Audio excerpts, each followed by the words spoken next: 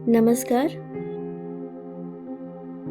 आइए सुनते हैं डॉक्टर सूर्यबाला जी की लिखी कहानी कागज की नावें चांदी के बाल। मैं बहुत छोटी हूँ, वैसा ही वह भी, सिर्फ 2 दर्जे ऊपर वाली क्लास में। अपनी कोठी की घुमावदार सीढ़ियों पर बैठी मैं रंग बिरंगे चित्रों वाली किताब से सुनहले बालों वाली राजकुमारी की कहानी जोर जोर से पढ़ रही हूँ। वह ठोड़ी पर हाथ धरे सुन रहा है। एक थी राजकुमारी, वह बहुत सुंदर थी। उसके बाल सुनहले थे। जब वह हंसती थी तो केतकी के फूल झरते थे और जब रोती थी तो ढुर ढुर मोती। एक दिन राजकुमारी नदी में नहा रही थी। उसका एक सुनहला बाल टूट गया। राजकुमारी ने उस बाल को पत्तों के एक दोने में रखा और नदी की धारा में बहा दिया। धार में बहते बहते दोना बहुत दूर निकल गया, जहां एक राजकुमार शिकार खेलने आया था। थके मांदे राजकुमार को प्यास लगी तो वह नदी के किनारे आया। राजकुमार अंजलि में भरकर पानी पीने जा ही रहा था कि उसे बहते हुए दोनों में सुनहला बाल दिखा। राजकुमार ने बाल निकाल लिया और अपने महल लौटकर हटकर बैठा। राजा से कि पिताजी, मुझे तो सुनहले बालों वाली राजकुमारी चाहिए। तूने किसी राजा का राजमहल देखा है? अचानक वह ठोड़ी से हाथ हटाकर पूछता है। नहीं तो, लेकिन एक बार पिताजी एक जागीरदार साहब की हवेली में ले गए थे। खूब बड़ी हवेली थी उनकी। तुम्हारी कोठी से भी खूब बड़ी? हाँ, बहुत। और राजा लोगों के महल उससे भी कहीं ज्यादा बड़े ना? और नहीं तो क्या, तुम्हारी 5 कुठरिया जितने। वह ठिलठिलाकर हंस पड़ा। मैं खुद भी। उसकी 5 कुठरिया और राजमहल की आमने सामने कल्पना ही इतनी हास्यास्पद थी कि हम दोनों को हंसा हंसा कर लोटपोट किए दे रही थी।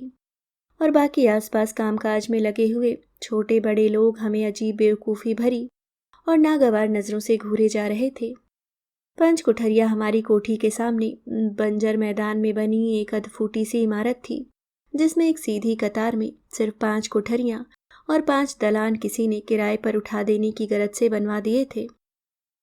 इन्हीं में से एक कोठरी में वह अपने माँ बाप और छोटे भाई बहनों के साथ रहता था। हम दोनों एक ही स्कूल में पढ़ते थे।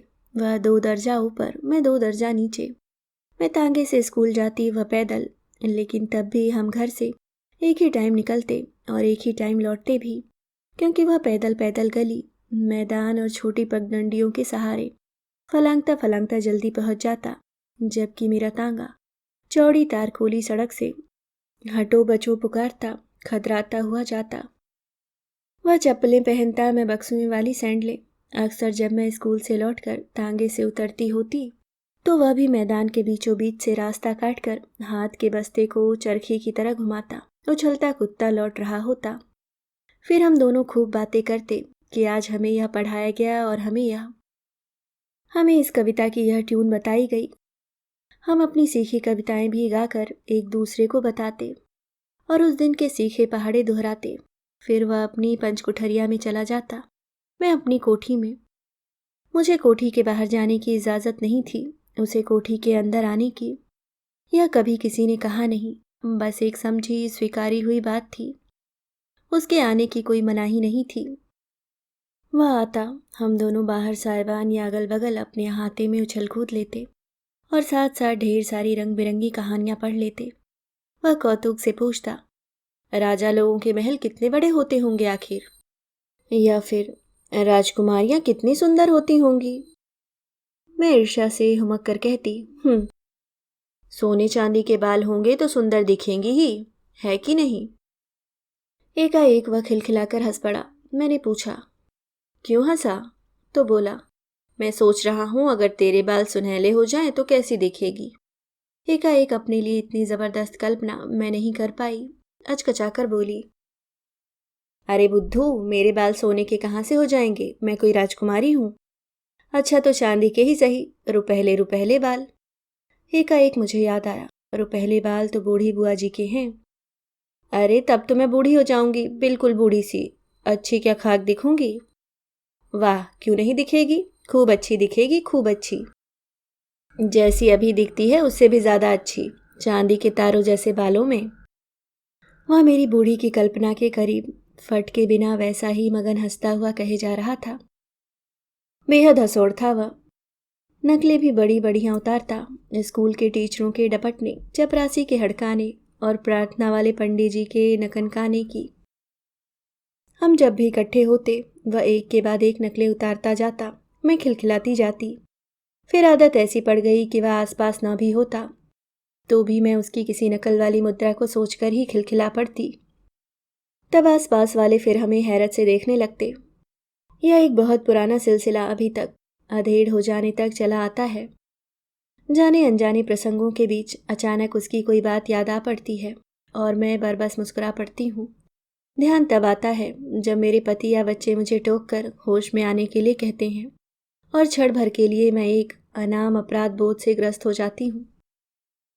लेकिन चूंकि ऐसा बहुत कम ही होता है, जबकि मैं पति बच्चों से घिरी रहती होती हूँ, इसलिए मौका पाते ही वह खिड़की से अंदर फलांग लेता है और हमारी बेबात की हंसी ठिठोली शुरू हो जाती है।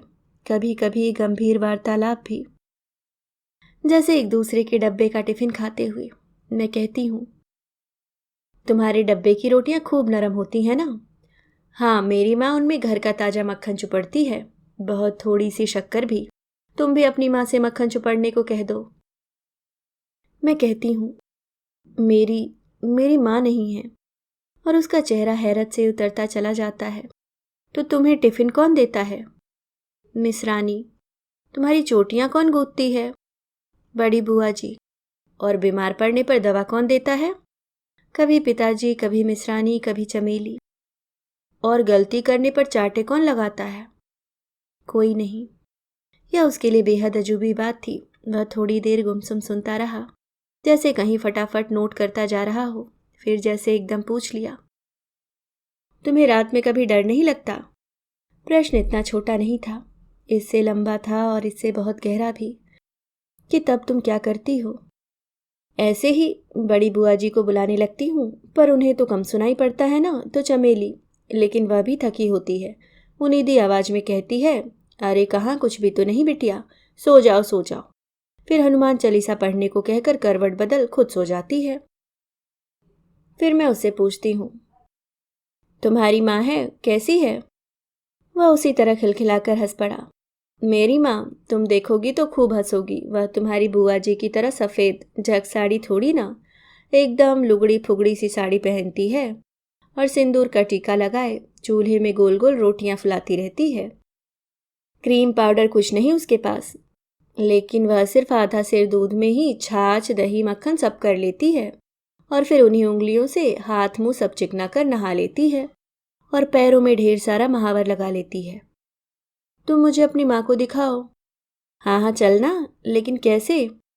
ऐसे कि एक दिन मैं दोपहरी को चुपके से अपनी खिड़की फलांग गई थी और बेतहाशा उसका हाथ पकड़े हाफते हाफते पंचकुठरिया पहुंच गई थी। उसकी माँ और बहनें मुझे देखकर चकित चमत्कृत थीं, जैसे वह कोई वर्जित लेकिन साहसिक काम कर गुजरा हो, कुछ बेहद दुर्लभ सी चीज उठा लाया हो। यह राजी है, कोठी वालों की लड़की, राजरानी। उसकी माँ मुझे किसी बड़ी प्यारी कोमल और कीमती वस्त्र की तरह मुग्ध दृष्टि से देखे जा रही थी। तुम्हारी मक्खन शक्कर चुपड़ी रोटी रोज यही खाती है, इसे अपनी मिसरानी के तेल बोथे पराठे, सब्जी और अचार बिल्कुल नहीं भाते।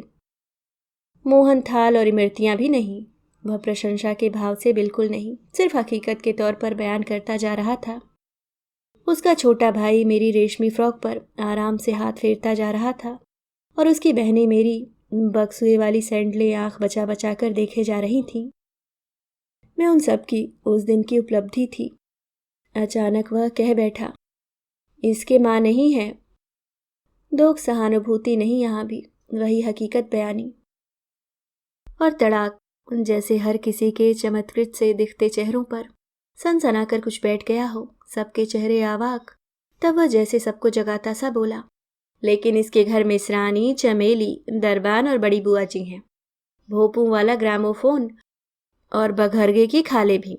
इसके दरबान के पास भी कोट है और पिता के पास विलायती हैट। जैसे किसी दूसरे लोग अजीबोगरीब बातें बता सुना रहा हो। खुद मैंने ही क्या कम अजूबी बातें देखी उसके यहाँ। मेरी फ्रॉक और बक्सुएदार सैंडलों का सम्मोहन तो बहुत थोड़ी ही देर रहा। उसके बाद तो उसकी एक बहन मेरे दोनों हाथ पकड़ तेज तेज चक्री घुमाने लगी और दूसरी घर के सामने एकड़ी टुकड़ी खचाने लगी। छोटा भाई और बहन सड़क से गुजरते रंग बिरंगे गुब्बारों और पिपहरी के लिए माँ के कंधों पर झूलकर ठुनकने लगे। भाई तो इतना जिद्दी आया कि उसकी पीठ पर एक भरपूर धौल भी पड़ा धप्प से।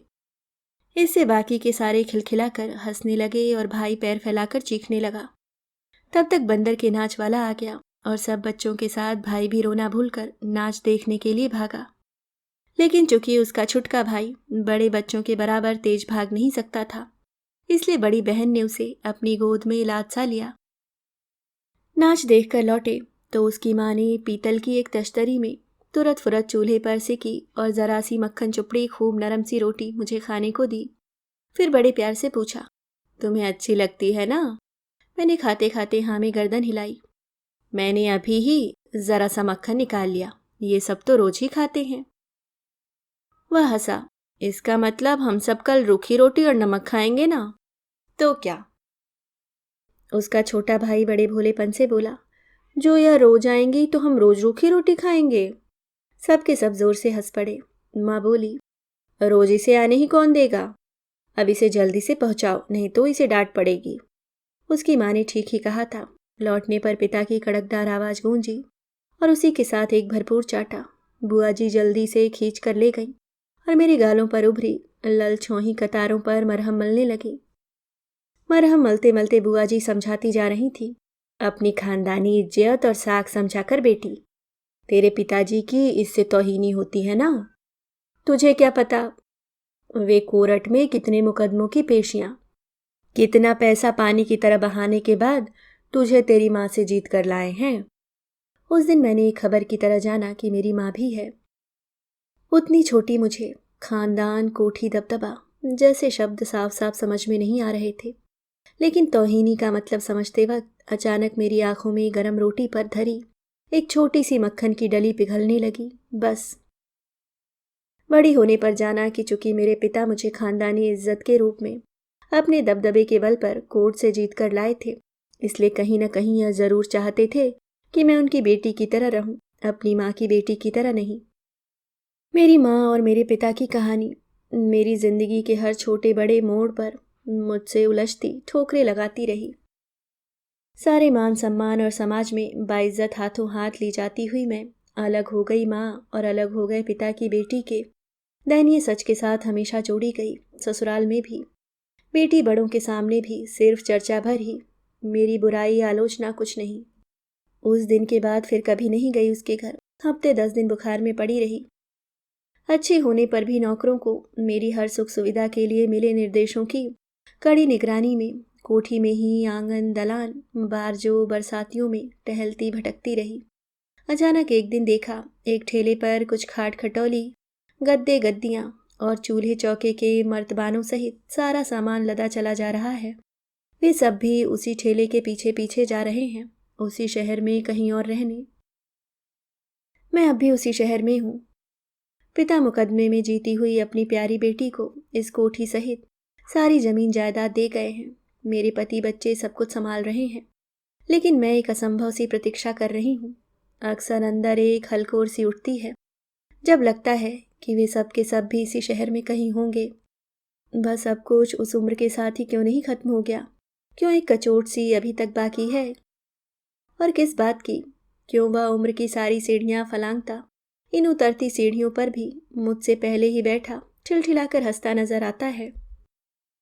जब भी उदास होती हूँ वैसा ही खिलखिलाता मैदान पार की पगडंडियों से दौड़ता वह मेरी खिड़की के रास्ते उचक कर अंदर फलांग जाता है। मेरी साड़ी तब चुन्नटदार फ्रॉकों में बदल जाती है और पाँव में बक्सुए वाली सैंडलें। राजी, आओ चले। कहाँ? जंगली बेरों की भीटों पर या फिर तुम्हारी कोठी के ही पिछवाड़े, झाड़ झंखाड़ों के बीच लाल घुंघरुओं वाली घुंघचिया तोड़ने, पीपल की पत्तियों को पान बनाकर बीड़े लगाने और सूखी चिलबिलों से पतली चिरौंजियां निकालने। अरे इसे कैसे मालूम कि सचमुच मेरा मन कोठी की पुरानी दीवारों की दरारों में उग गए पीपल के पत्तों के पान बनाने को करता है, लाल घुंघचियां और सूखी चिलबिले बीनने का भी। लेकिन मेरे पति, बच्चे, उनका नाश्ता खाना, उस सब से कोई रोकता थोड़ी है तुम्हें। सब सलटाकर या उन्हीं के बीचों बीच। सचमुच। जैसे अभी अचानक शीशे के सामने खड़े होकर माथे के दाहिने किनारे से उड़ती सफेद बालों की एक मुश्त कतार दिखी है। मन अनजाने अवसाद में डूबा है कि पीछे से वह ठिलठिलाकर हंस पड़ा है। मैं कहता था ना कि तुम खूब अच्छी दिखेगी, खूब अच्छी, चांदी के तारों जैसे बालों में। बस मैं पूर्ण विश्वस्त, परम निश्चिंतता से मुड़ गई हूँ, जैसे माथे पर चांदी की ताज पहना हुआ हो। बाहर धराधार बारिश हो रही है और दूर मैदान के बीचों बीच खड़ा चिलबिल का पेड़ भीग रहा है। मैं अचानक मुड़ी हूँ और चमकीले कागजों वाली पुरानी पत्रिकाओं से चिकने मोटे कागज निकालकर ढेर सारी छोटी बड़ी रंग बिरंगी नावें बनाने लगी हूँ। मेरा समझदार बड़ा हो गया बेटा हैरत से टोकता है, मम्मी यह क्या? नावें, मैं खुशी से किलकती हुई कहती हूँ। चलो इन्हें सड़क के किनारे तेजी से बहते पानी में बहाते हैं, थोड़ी नावें तू भी पकड़ तो। हतबुद्ध सा वह पहले अचकचाता है, फिर बाकी बची नावें उठा लेता है। नावें हथेलियों में दुबकी चिड़ियों सी दिखती हैं और बरसती बूंदों में मेरा हट रखने को ही मेरे पीछे पीछे आकर ढाल पर इकट्ठा हो तेजी से बहते पानी की धारा में एक के बाद एक नावें बहा देता है। मैं माथे का पानी निचोड़ती मोग्ध उत्फुल्ल देखती हूँ।